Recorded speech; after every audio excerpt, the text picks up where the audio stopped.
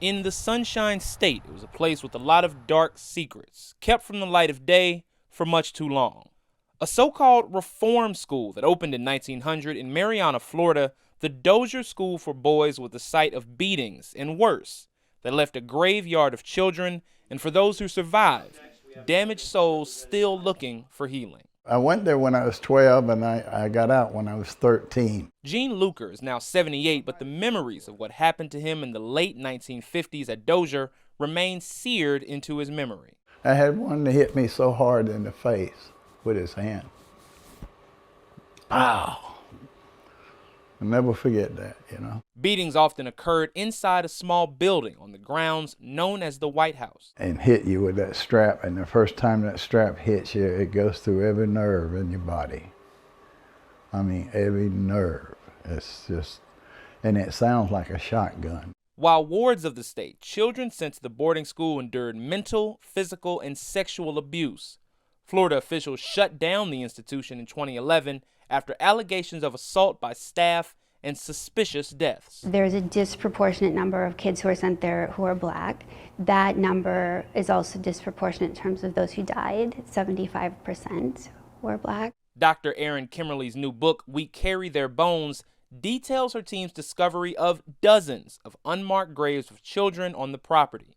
The University of South Florida Forensic Sciences says some area residents and local law enforcement, unhappy with the secrets she was revealing there, threatened and harassed her. What was surprising as we were finding more and more graves in the woods was, why is there no list? Why is there no plot map? Why is there no records of, really what happened to these children? You would think that there would have been more oversight and investigative work on the part of the state. I endured, on my third day here, the worst beating of my life. Charles Fudge was sent to Dozier in 1960 as a 12-year-old for skipping school and smoking cigarettes. He recently returned to the shuttered campus for the unveiling of a memorial to the children abused there on the Florida Panhandle. It's overwhelming. I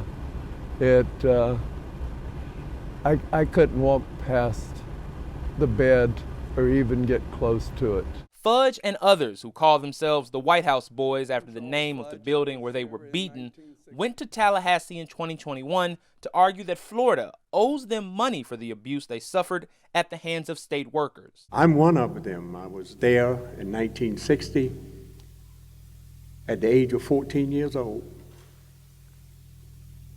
I was raped sexually once and was beaten until blood ran down the back of my legs and my buttocks like water off a duck's back. They want compensation, not just for what the beatings did to their bodies at the time, but for what the abuse did to their minds for the rest of their lives. Fear was put in me for all of these years. I'm 75 years old now, but I've been carrying this weight for all those years.